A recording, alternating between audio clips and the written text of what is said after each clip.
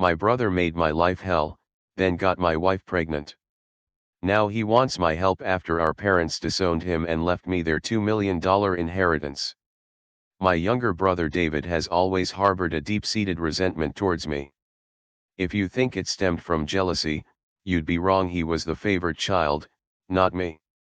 There was no reason for him to be envious. To give you some context, our mother always indulged David. He was the golden child of our family. She cooked his meals, did his laundry, and even asked me to help him with his schoolwork. I was expected to assist him simply because we were family, but I never received the same consideration. I accepted this as I was quite independent, perhaps partly my fault for always meeting his needs without expecting anything in return. He never helped me when I needed it and only approached me when he wanted something. While I was a quiet, introverted kid who enjoyed studying and keeping to myself, he was loud and rough, just like our dad. I also tend to be straightforward and honest, never sugarcoating things. I believe my mother may have developed a negative perception of me because of my straightforwardness. This favoritism made David the family's darling, and I didn't mind it while we were growing up. However, problems began when he started bullying and mocking me for being different from him. He would tease me about my height and the fact that I wore glasses.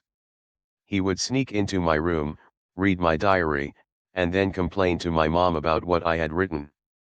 When I yelled at him and complained to our parents about him invading my privacy, they would laugh it off, saying it wasn't a big deal. He did more awful things like nearly breaking my glasses and putting nasty things in my food. He even once put little stones in my cereal, but luckily I found them before they could damage my teeth. When I told my mom, she dismissed it, saying, "This is how brothers bond." Whenever we fought, David would zero in on my insecurities to insult me. We went to the same school, so he knew I was being bullied by a few kids. Instead of supporting me, he sided with the bullies, calling me names like ugly loser or hairy monkey and encouraging them to physically harm me, saying I was just a big failure. Another time during a fight over something trivial that I can't even remember, he told me to kill myself. While I could easily brush off most insults, that one really hurt because I was struggling with my mental health at the time. I'm doing better now, but it was devastating to hear that my own brother wanted me dead. Since Dad was often at work and Mom didn't seem to care much, she even scolded me once, claiming it was my fault for irritating him. Things progressively worsened during high school. There was a shocking incident when David attempted to set my hair on fire, and unbelievably, our mother defended him, claiming he was merely playing. Seriously, who behaves like that? Thankfully, my dad eventually sided with me and pointed out the gravity of the situation. He even threatened to call the police on David. This moment was a real eye-opener for my brother, as he had never faced any consequences for his actions before. He was genuinely stunned, and my dad made it clear that enough was enough and that David needed to start respecting his older brother. Later, Dad came into my room to talk. I never expected his support because he always told David how similar they were, which was true. Dad admitted that he had waited for years hoping David would mature, but he was slowly realizing that David was becoming a big bully. Hearing this from my dad was incredibly validating, and I almost broke down in tears. I confessed everything David had done to me over the years and even mentioned the bullying at school. My dad was shocked at how much I had endured. The next day, he spoke to the principal to ensure the bullies were warned about severe consequences if they continued. Later that evening, Dad enrolled me in MMA at our local gym, telling me I needed to man up and stand up to bullies in my life. I admit that a nerdy kid like me trying to learn to fight might have seemed laughable, but I was very focused. I managed my time well to balance my studies and daily workouts, and the MMA classes completely changed my life in physique. One day, David was up to his antics again. He stole my pocket money, which we received for helping with chores. I had been saving it for a while. David sneaked into my room and took it. I caught him just as he was about to cycle off with his friends.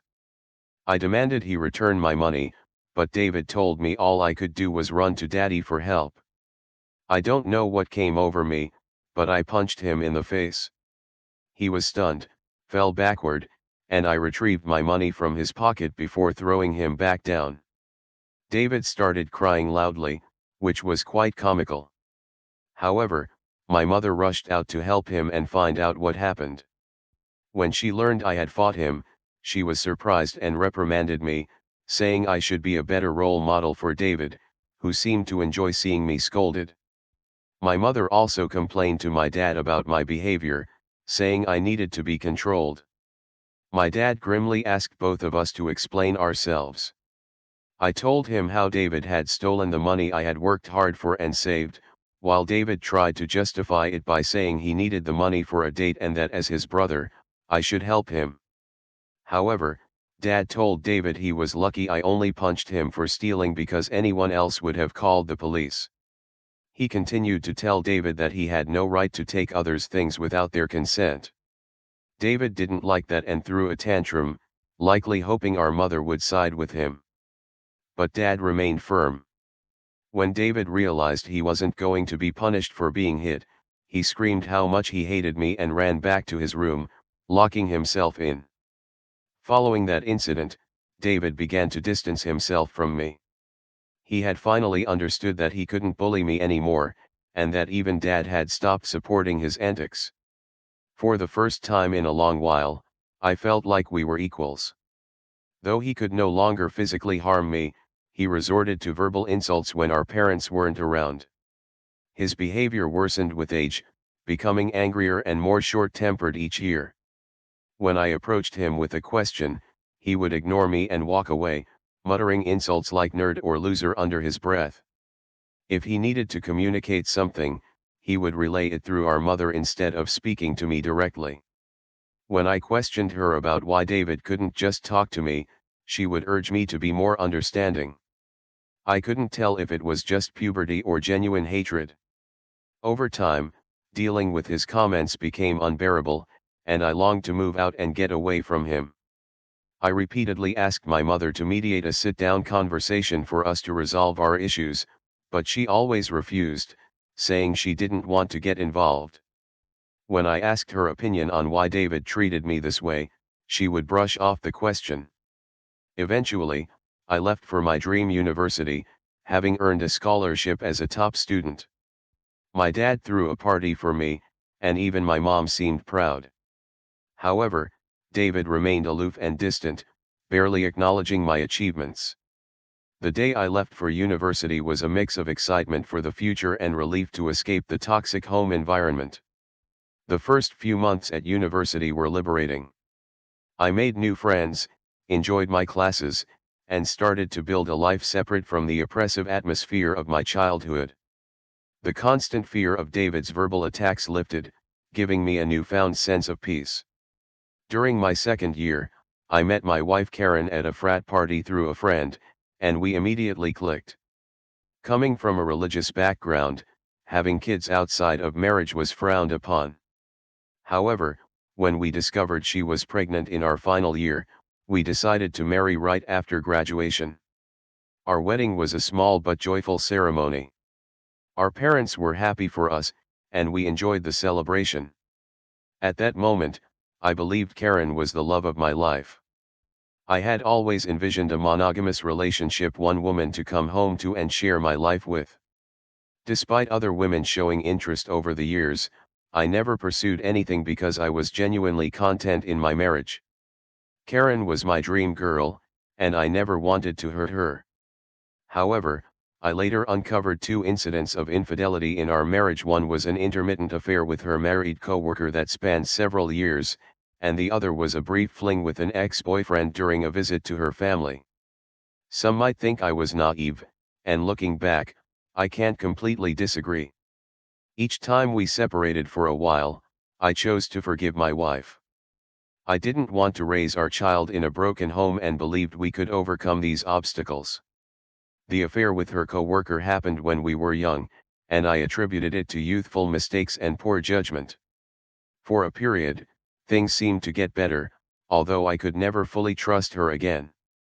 I did my best to set aside my doubts, knowing that if I chose to forgive, I had to genuinely work toward a fresh start. It's been 4 years since her second betrayal, and I felt confident in my decision to give her another chance. Karen seemed to have changed, and we were genuinely happy, planning our family's future.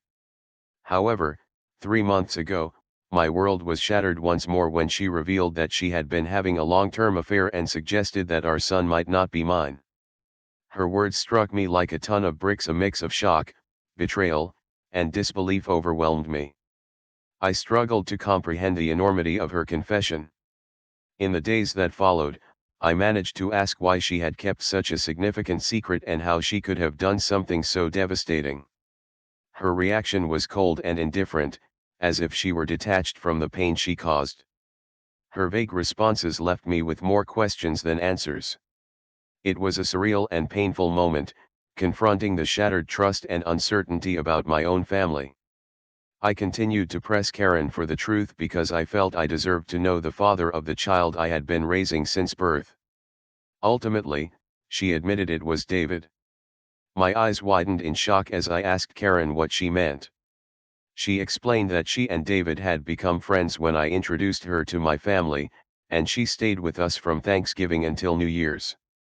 David, usually cold to me, was warm and polite toward her, which made me glad because I didn't want Karen to feel unwelcome.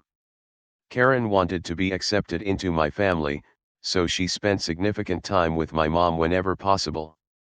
She noticed the rift between David and me and questioned me about it. I opened up about our strained relationship and explained that we might never repair it due to his unresolved feelings. Karen understood but started including David in our outings, hoping it would help us bond. Whenever we planned to watch a movie, she invited David, and we watched whatever he chose. During this time, David and I exchanged a few words, which was an improvement compared to his usual silent treatment. I remember Karen and David hanging out and playing video games together, but I never thought much of it. Karen told me that one day David opened up to her about his struggles in a recent breakup, feeling vulnerable. He struck up a friendship with her. She mentioned that he would harmlessly flirt with her when I wasn't around, and eventually, things escalated beyond her control. The vision of my wife and brother sleeping together made me feel sick. Karen confessed that she felt guilty afterward and left him, which matched her abrupt decision to go home instead of spending New Year's with me. Although I tried to convince her to stay, she was adamant about leaving. When we met back at college after the holidays, she was her usual cheerful self, so I didn't question anything. 2 weeks later, we found out she was pregnant. Karen admitted she didn't know if the child was mine or David's. With no way to prove it, she chose to stay with me, knowing I was the more dependable brother. This was why we got married. My world felt like it was crashing down. The son I loved might not even be mine. I asked Karen if she had been sleeping with David recently, and she slowly nodded. She revealed that they had always stayed in touch because their chemistry was undeniable. They would sneak off to hotels, lying to me about working overtime. She admitted that half of her business trips were actually romantic getaways with him. I asked why she married me if she wanted my brother, and Karen said she didn't want to be the one to break off the marriage. She saw me as a wonderful father to our son and decided to stay. In her words, she made a mistake and didn't know when to stop. I told Karen I was glad she told me the truth but that I was going to pack up and leave. She started crying, asking for forgiveness and expecting me to yell at her. Instead, I calmly packed my clothes. Karen insisted that if I loved her, I should fight for her and that mistakes happen in every marriage. When she realized I wasn't going to do anything, she changed tactics, saying our son would be affected by a divorce and that children shouldn't be raised in broken homes. I reminded her that I might not even be the father, which made her cry more and accuse me of being cruel. It seemed like she believed nothing could make me want to leave the marriage. Perhaps it was partly my fault for letting things slide in the past. While I did love her, it felt more like it stemmed from thinking we had a son together and had been together since college. Karen kept insisting it wasn't too late to fix things, but I struggled to believe her and had no patience left. Trust was a major issue, and her words felt hollow. Even if I forgave her, I could never forget she slept with my brother. I've always believed in forgiving mistakes because we're all flawed, but this was beyond acceptable limits. I left her crying on the doorstep and checked into a hotel.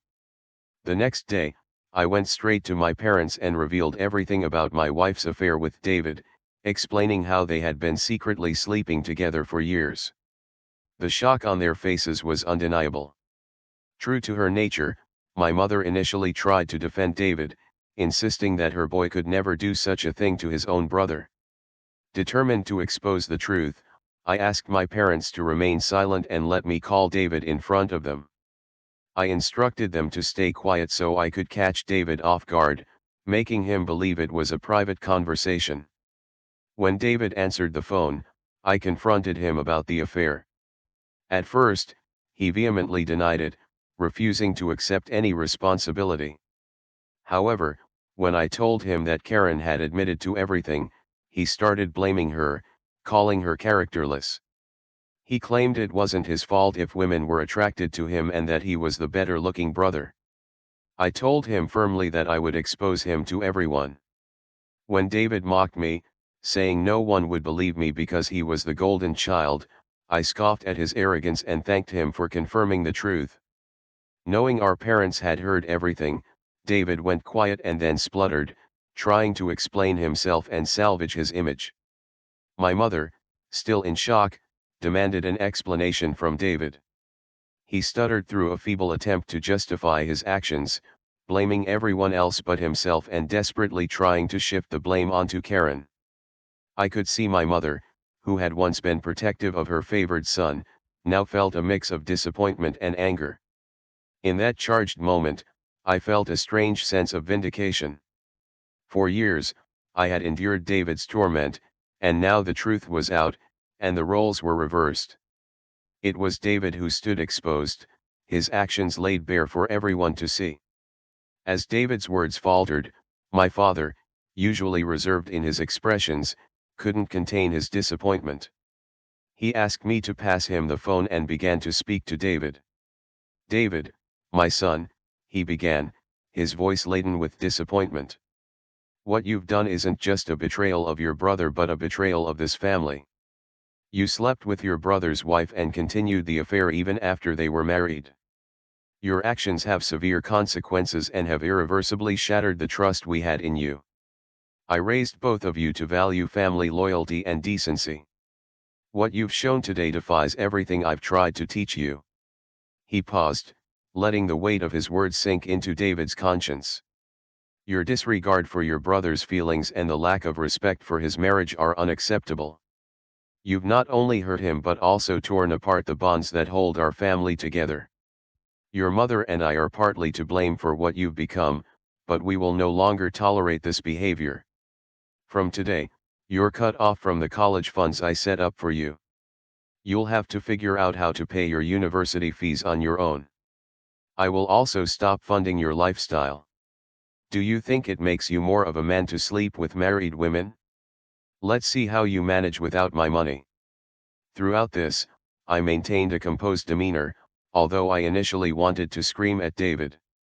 Watching my dad punish him was the ultimate vindication. I had exposed his true nature, and it was clear he had underestimated the consequences. My mother, despite David's persistent protests, continued to justify him, but my father swiftly ended the call, shutting down David's attempts to explain away his actions. Afterward, my mom approached me and hugged me. It had been a long time since we shared such a moment, but in that embrace, there was an unspoken understanding and support amid the family turmoil. She apologized for not believing me all this time. My 14-year-old self could never have imagined this moment being vindicated and embraced by my mother. Following this, my dad helped me find a good lawyer to divorce Karen. She and her lawyer tried to fight dirty, asking for alimony since I earned more than her, but her affair played heavily in my favor. We also conducted a paternity test, and it was confirmed that David was indeed the father of the child. The news was incredibly painful, even worse than discovering Karen's infidelity. I was furious that the son I had loved and raised wasn't mine. However, I decided to stay strong. Karen begged me to continue visiting my son, arguing he shouldn't be punished for the situation, but I couldn't bear to see him. He reminded me too much of David, and I hated it. After my divorce was finalized, I felt a sense of freedom wash over me as I moved into my own bachelor pad. It felt surreal to live alone since I had married so young and never really had the chance to experience independence. However, my naturally independent nature allowed me to quickly adapt to my new lifestyle, and I thoroughly enjoyed it. 2 weeks ago, my dad called to tell me he was considering changing his will because he didn't want to leave anything to David. My dad is incredibly stubborn, and once he decided to cut David out of his life, he stuck to it.